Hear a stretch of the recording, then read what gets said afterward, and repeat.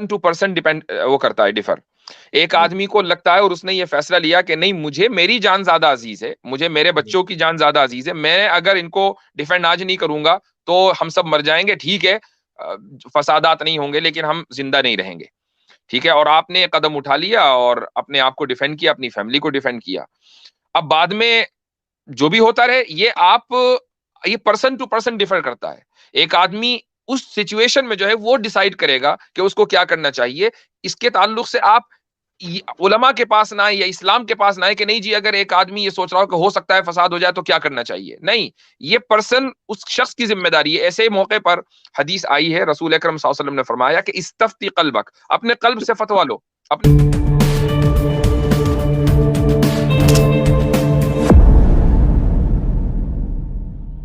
ان کو میں ہٹا دیتا ہوں. ہاں ان کو ہٹا دیجیے. جی جی جی ولی الرحمان صاحب.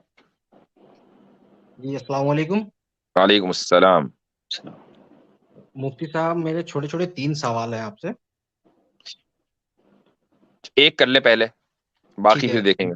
جی اوکے, آپ 3 چھوٹے چھوٹے چھوڑ کے ایک بڑا والا کر لیں. جی نہیں, دو تو ایک تو مفتی صاحب سے ہے اور 2 سوال عامر صاحب. چلے آپ شروع تو کریں, شروع کریں. جی میرا کوشچن یہ ہے کہ میں نے اسحاق حق صاحب کا ویڈیو سنا تھا یوٹیوب پہ, وہ ٹرپل طلاق کے مدعے پہ بات ہو رہی تھی, تو انہوں نے ایک بات یہ کہی تھی کہ انسٹنٹ ٹرپل طلاق جو ہے وہ بھی دے سکتے ہیں اور وہ اپلیکیبل ہوگا. اور یہ اب حضرت عمر کے زمانے میں یہ امپلیفائی کیا گیا تھا اسے. اس کے علاوہ انہوں نے یہ کہا تھا کہ جب حضرت عمر نے اسے امپلیمنٹ کیا تو ساتھ میں 100 کوڑے یا ایک حد متعین کیا تھا, جو بعد میں ہمارے ہندوستان کے علماء کرام آگے چل کے اس کو جو حد تھا وہ ختم کر دی ہے. تو اس کی سچائی کہاں تک ہے اور اس کے پیچھے کیا دلیل ہے اور کیا آپ یہ سمجھتے ہیں کہ ہندوستان کے علماء کرام کو حد نافذ کرنے یا حد ختم کرنے کا اختیار ہے؟ مفتی صاحب اس چیز کا تو مجھے کوئی وہ نہیں ہے, اس کے بارے میں آپ تفصیل سے بتا دیں مجھے. نہیں, یہ کامن سینس ہی بات ہے نا. اگر کوئی آدمی کہہ رہا, آئی ڈونٹ نو, آپ کہہ رہے ہیں کہ بھائی ڈاکٹر اسحاق صاحب نے یہ بات کہی ہے, تو میں کنفرم نہیں کر سکتا. میں نہیں سمجھتا کہ وہ اتنی ہلکی بات کہیں گے کہ علماء نے آگے جا کر حد کو ہندوستان کے علماء نے ختم کر دیا. ہندوستان کے علماء کو اختیاری نہیں ہے کہ وہ حد نافذ کریں یا حد ختم کریں. قانون ان کے ہاتھ میں نہیں ہے, وہ قانون نہیں بناتے. پرسنل لا تو یعنی حکومت جو ہے ختم کرنے کے چکر میں, آپ بات کر رہے ہیں فوجداری قانون کا, تو یہ تقریباً بالکل irrelevant ہے. حضرت عمر رضی اللہ عنہ کے زمانے میں 100 کوڑے تعزیراً نافذ کیے گئے تھے, حدن نہیں. تعزیر کہتے ہیں کہ اگر حکومت وقت مناسب سمجھے تو کسی بھی جرم کے اوپر کوئی سزا منتخب کر سکتی ہے, سزا دے سکتی ہے, اور آگے آنے والی حکومت اس تعزیر کو باقی بھی رکھ سکتی ہے, اس کو ختم بھی کر سکتی ہے. حد وہ ہے کہ جس کا ذکر قرآن و سنت میں آ جائے.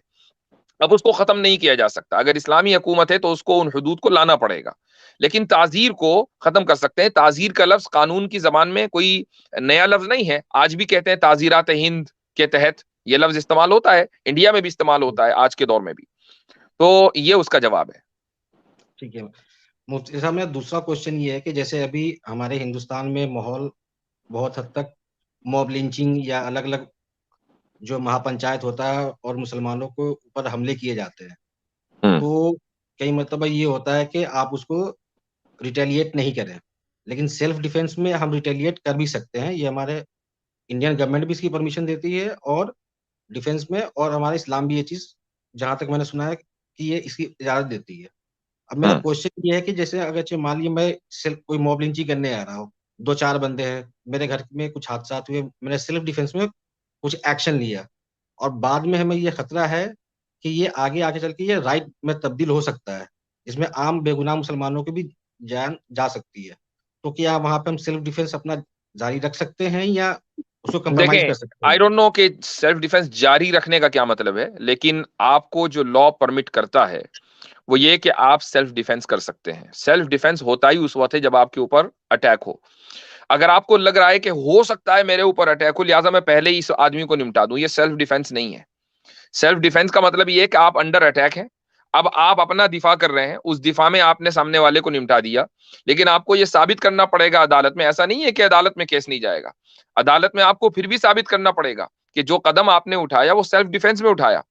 تو یعنی جو قانون ہے, دستور ہے, وہ اس کی اجازت دیتا ہے, اس میں کوئی حرج نہیں ہے.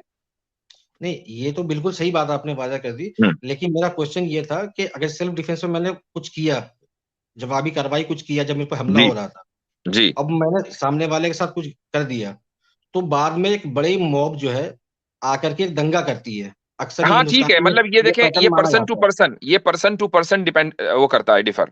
ایک جی آدمی کو لگتا ہے اور اس نے یہ فیصلہ لیا کہ نہیں مجھے میری جان زیادہ عزیز ہے، مجھے میرے جی بچوں کی جان زیادہ عزیز ہے، میں اگر ان کو ڈیفینڈ آج نہیں کروں گا تو ہم سب مر جائیں گے، ٹھیک ہے فسادات نہیں ہوں گے لیکن ہم زندہ نہیں رہیں گے، ٹھیک ہے، اور آپ نے قدم اٹھا لیا اور اپنے آپ کو ڈیفینڈ کیا، اپنی فیملی کو ڈیفینڈ کیا.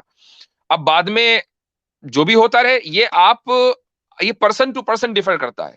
ایک آدمی اس سچویشن میں جو ہے وہ ڈیسائیڈ کرے گا کہ اس کو کیا کرنا چاہیے. اس کے تعلق سے آپ علماء کے پاس نہ آئے یا اسلام کے پاس نہ آئے کہ نہیں جی اگر ایک آدمی یہ سوچ رہا ہو کہ ہو سکتا ہے فساد ہو جائے تو کیا کرنا چاہیے. نہیں، یہ پرسن اس شخص کی ذمہ داری ہے. ایسے موقع پر حدیث آئی ہے، رسول اکرم صلی اللہ علیہ وسلم نے فرمایا کہ استفتی قلبک، اپنے قلب سے فتوا لو، اپنے دل سے پوچھو کہ کیا کرنا چاہیے اور کیا نہیں کرنا چاہیے، کیا صحیح ہے اور کیا نہیں ہے. کیسر بھائی کا میں نے کامنٹ دیکھا تھا، کیسر بھائی آنا چاہ جی رہے ہیں جی کیا؟ یاسر بھائی آنا چاہ رہے ہیں تو میں جگہ بنا دیتا ہوں، کچھ مسلمان جی دوستوں سے معذرت کر سکتے ہیں، یہی ہوگا. ولی الرحمان بھائی جی سے بھی پھر دیکھ لیں اگر بات جی ہو گئی ہے ان کی. تو ولی صاحب آپ کے 2 سوال ہو گئے انشاءاللہ، پھر اگلے بندے کو لے لیتے ہیں، اگلی مرتبہ آپ کا جواب کوئی اور سوال ہوگا تو دیں گے انشاءاللہ. ٹھیک ہے، ٹھیک ہے، شکریہ، شکریہ بہت بہت، اللہ حافظ. بہت شکریہ، بہت شکریہ.